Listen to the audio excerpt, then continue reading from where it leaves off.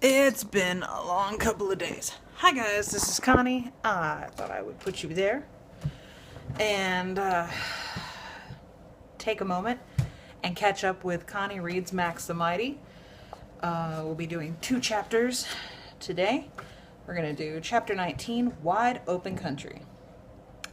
Joe wakes up, fresh as a daisy, he says. He leans out the door of the boxcar and takes a sniff and goes, "Wyoming! I could smell Wyoming just around the bend. Better than perfume. Smells like dry dirt and tumbleweeds." He says he's been through this way before, but he never gets tired of it. "I love this wide open country," he says. "I bet you can see 100 miles at least. See that mountain over there against that dark patch of sky? Seems so close you could hit it with a rock, don't it? Just you try. You could walk all day for a week and still you wouldn't be close. What it is about the West, the real West, the scale is different. The sky is higher up and wider open, and that makes everything bigger. Makes a man look to himself because there's nobody else can see him. Yes, sir." So we roll on into Wyoming, and Joe says the train is probably making 60 miles an hour, just humming along, running straight into the horizon, and nothing around but a few scrubby pine trees and these far-off mountains that look like somebody painted them against the sky. Every now and then when the train stops, and Joe always knows where we are and why we stopped, and if we should change boxcars. "They gotta fuel up those diesel engines," he'll say, or "they're picking up a 10-car hitch out of Casper." Pretty much every time we stop, Joe disappears for a while and then comes back with some kind of food. He never says exactly where he finds it, but when you're hungry and riding the rails, you don't ask too many questions. He'll heave up this sack of oranges and go, "Nobody'll miss these little beauties. Gotta get our vitamins." Maybe he'll bring back a box of stale crackers and a big restaurant tin of honey and give it over to Worm and say, nothing wrong with these crackers, a little honey won't fix." Thanks to our skinny friend, we never get so hungry we can't stand it. Not that Worm eats much, but Joe bets I could win one of those flapjack eating contests where a bunch of lumberjacks eat until they bust. "It ain't just a hollow leg with you," he says. "It's a hollow everything, which means you're still growing. Pardon me, son, but if you get any bigger, you're going to need your own time zone." For some reason, I don't mind it when Joe kids me about being big. Maybe because he's so small and scrawny. Maybe because he doesn't have much of anything. But he always shares it without making you feel like he's doing you a favor. And he never asks what me and Worm are doing on our own, or tries to give us a bunch of advice about what we should do and why. Most important, anytime Worm looks a little sad or unhappy, Joe is right there working to cheer her up. "Look over there," he says, getting her attention. "No, farther out. You see that thing moving up and down? Looks like a big tipped-over swing set? That's an oil pump. That's right, they're raising oil out of a deep well. They'll put a pump like that wherever they find oil. Once I seen one right in a churchyard. Talk about an answer to our prayers." Worm stares out at the horizon. "They look like giant birds pecking at the dirt," she says. When Joe hears that, he doesn't make fun of her. He just nods to himself and goes, "I never thought of it that way. Giant birds, huh?"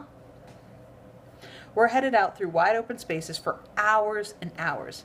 Pretty soon we'll cross over into Montana, Joe says, where the last of the cowboys live, and the mountains reach all the way to the moon, and that's where we change trains to chivalry.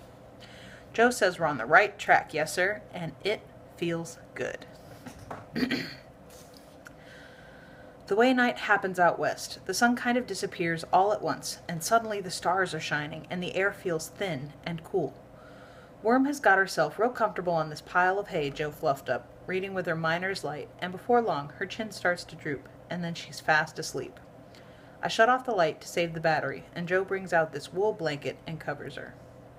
Me and Joe are both shivering a little, but it feels good watching Worm sleep so calm and peaceful under that warm blanket. "I guess you know she's pretty special," Joe says. I don't say anything because I hate gooey talk like that, but it makes me think about how sometimes you meet someone who really messes up your life, but you'd rather have a messed up life than not know them. Anyhow, everything will be okay if we can just find her father, and because we got lucky and bumped into Joe, now we're headed in the right direction. I never do fall asleep. There's something wide awake inside my head that makes me think of Grim and Graham and how much I miss them, and how rotten it was for me to run off without telling them why or even saying goodbye. I keep thinking how much they've done for me, and how I never did anything lush for them, except a couple of lame presents at Christmas or whatever. When the sun finally comes up, I'm still thinking about home, and how there's no place I'd rather be hanging out in the down under, and reading my comic books for the umpteenth time. So I'm feeling pretty low down and sorry for myself when Joe tells me the bad news. We're almost there, he says out of the blue. I go, huh? You kids want to get to chivalry, right? Well, I got you on the right train. All you got to do is ride it to the end and you'll be there. But what about you, I ask. You're coming too, right? Joe shakes his head. I got business elsewhere, he says. I got to keep moving. I can't stay still. Which shows you what kind of donut brain I can be, because I'd been thinking somehow we'd stay on the train forever and just keep riding through the wide open spaces. And Joe would always be there to tell us where we were and what was going to happen next. The train starts slowing down and gets so slow you could walk beside it. There's apples in that tin of American cheese, Joe says, getting ready to go. I left a big can of beans, too. What about your blanket, I say, looking at where Worm is still curled up and sound asleep.